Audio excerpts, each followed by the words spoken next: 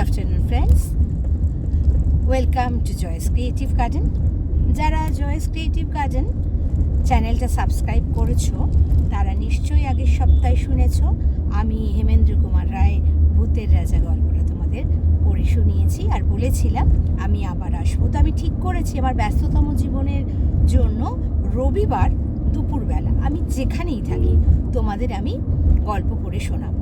তাই আজকে রবিবার আমি আমার ফ্যামিলির সাথে বেরিয়ে পড়েছি, কিন্তু হয়তো বাড়ি ফিরতে ফিরতে আমার বিকেল হয়ে যাবে। তাহলে সেই রবিবার দুপুরের যে ভূতের গল্পের মজা সেটা তো আর থাকবে না। সেই জন্য তোমাদেরকে আমি এখন পড়ে শোনাচ্ছি। আমি যেখানটা থেমেছিলাম সেখান থেকেই আবার শুরু করছি। বলেছিলাম যে সাঁওতালরা সন্ধ্যার পর একটা পাড়া মারায় না। তারা বলে তাদের দেবতা নাকি রাতের বেলায় কুঠির ভেতরে ঘুমোতে আসে। এই শুনে লেখক কি বলেছিলেন তোমাদের সাথে শেয়ার করছি এবং পরবর্তী গল্প পড়ছি। অবশ্যই সঙ্গে থাকো। যারা এখন আমার চ্যানেলটা সাবস্ক্রাইব করোনি অবশ্যই সাবস্ক্রাইব করে নিও আর ফেসবুক পেজটা ফলো করে নিও। আর একটা কথাও বলি, দেখো ব্যস্ত আমরা সবাই, কিন্তু যদি কোনো কাজটা ভালোবেসে আমরা করি তাহলে কিন্তু সময় ঠিক বার করতে পারি। সেই জন্য আমি রাস্তায় যেতে যেতেও পডকাস্টটা করছি। হয়তো সাউন্ডের একটু প্রবলেম থাকবে গাড়ির আওয়াজের জন্য, কিন্তু বাড়ির লোকেদের পরিবারের লোকেদেরও একটু স্যাক্রিফাইস করতে হবে। তাই আমার হাজব্যান্ডের সাথে একটুখানি আমি রাগারাগি করে বলে দিয়েছি যে এখন আমাকে কিছুটা সময় ছেড়ে দিতে, মানে গাড়ির মধ্যে কোনো কথা না বলতে, মন দিয়ে গাড়ি চালাতে।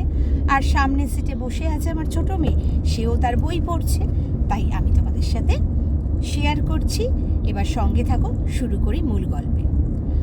আমি হো হো করে হেসে উঠে বললুম, বেশ তো, মানুষ হয়ে দেবতার সঙ্গে রাত্রিবাস করব, এটা তো মস্ত পুণ্যের কথা, আমি রাজি।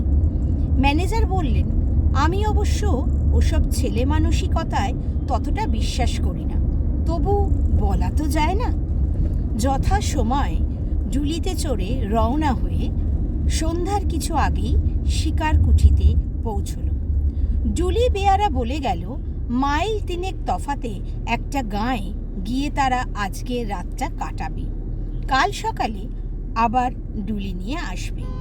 কুঠির বারান্দায় একখানা বেতের চেয়ারে বসে টেলার সাহেব তামাকের পাইপ টানছিলেন। সাহেবের সঙ্গে আমারও বেশ পরিচয় ছিল। আমাকে দেখে সাহেব বললেন, এই যে গুপ্ত যে, তুমি কোথায় যাচ্ছ? ছুটি নিয়ে দেশে ফিরছি। তুমি? আমি হোমে যাচ্ছি। তুমি কি আজ এখানে থাকবে? হ্যাঁ সাহেব। বেশ বেশ, দুজনে একসঙ্গে রাত কাটানো যাবে, এ ভালোই হলো। দুজন কেন সাহেব? 3 জন। 3 জন আবার কি? তুমি কি আমার আর্দালির কথা বলছো? ও, তাকে আমি মানুষ বলেই গণ্য করি না। না না সাহেব, তোমার আর্দালির কথা বলছি না। তবে কি কুঠির দারোয়ানের কথা ভাবছো? না, সে রাত্রে এখানে থাকে না। না না, আমি দারোয়ানের কথাও বলছি না।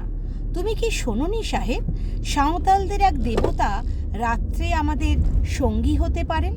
টেলার হেসে বললেন, ওহো, শুনেছি বটে, তা সে রূপকথার এক বর্ণও আমি বিশ্বাস করি না। তুমি করো নাকি? করলে একলা এখানে রাত কাটাতে আসি? টেলার পাইপে 3-4টে টান মেরে বললে, দেখো গুপ্ত, সাঁওতালের এই দেবতাটিকে আমি দেখেছি। এমন বিভৎস দেবতা পৃথিবীতে আর 2টি নেই। তাকে দেখে আমার ভারী পছন্দ হয়েছে। পছন্দ হয়েছে? হ্যাঁ, তাই ঠিক করেছি কাল যাবার সময় তাকে আমি সঙ্গে করে নিয়ে যাব। ইংল্যান্ডে আমার বাড়ির বৈঠকখানায় তাকে সাজিয়ে রেখে দেব। আমার বন্ধুরা তাকে দেখলে খুব তারিফ করবে। আমি হেসে বললুম, তাহলে বোঝা যাচ্ছে কাল থেকে দেবতা আর কুঠির ভিতরে শুতে আসবে না। তবে এই বেলা তাকে একবার দর্শন করে আসি। তার আড্ডা কোথায়? টেলার আঙুল দিয়ে দেখিয়ে বললে, ওই যে ওইখানে, মিনিট খানেকের পথ। পায়ে পায়ে এগিয়ে গেলাম। কুঠির পাশেই অনেকগুলো শাল গাছ দল বেঁধে দাঁড়িয়ে আছে। তাদেরই ছায়ায় একটা পাথরের ঢিপির উপরে মানুষের মতো উঁচু একটা মূর্তিকে দেখতে পেল। মূর্তিটা রং করা কাঠের, তার দেহ মাপে মানুষের মতন বটে, কিন্তু তার মুখ দানবের মতো প্রকাণ্ড, আর সে মুখের ভাব কি ভয়ঙ্কর! দেখলেই বুকের কাছটা ছ্যাঁত ছ্যাঁত করতে থাকে। মাথার চুলগুলো সাপের মতো ঝুলছে, কান দুটো হাতির মতন, মুখখানা খানিক সিংহ আর খানিক ভালুকের মতো, দুটো গোল গোল কাচের চোখ আগুনের মতো জ্বলছে, হাঁ করা বড় বড় সাঁওতালের মুখের ভেতর থেকে রাঙা টকটকে লকলকে জিভের আধখানা বাইরে বেরিয়ে পড়েছে, ঝুলছে। কাঁধ ও মুন্ডের মাঝখানে গলাটা দেখলে মনে হয় কে যেন একটা লিকলিকে সরু বাখারির ওপর মুখখানাকে বসিয়ে দিয়েছে। হাত দুখানা বাঘের থাবার মতো, কোমরের কাছ থেকে পা পর্যন্ত দেহের কোনো অঙ্গ দেখা যাচ্ছে না।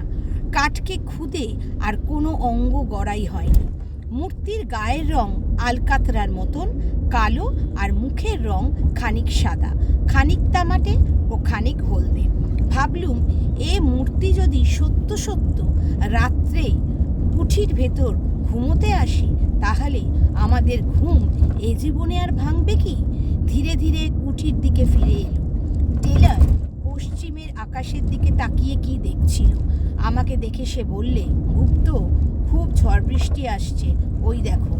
সত্য কথা, পশ্চিমের আকাশখানা আচম্বিতে ঠিক যেন কালো কোষ্ঠী পাথর হয়ে গেছে।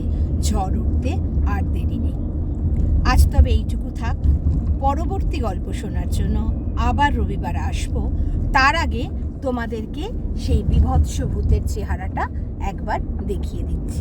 প্রথমেই বলেছি এই বইটা লেখা হচ্ছে ছোটদের বই, তাই মজা করেই এই ছবিটা আঁকা হয়েছে। তোমাদের কেমন লাগছে আমার গল্প শুনতে অবশ্যই জানিও। তোমাদের কমেন্টসের অপেক্ষায় রইলাম। যারা এখনও সাবস্ক্রাইব করনি Joyce creative garden, please do subscribe and share.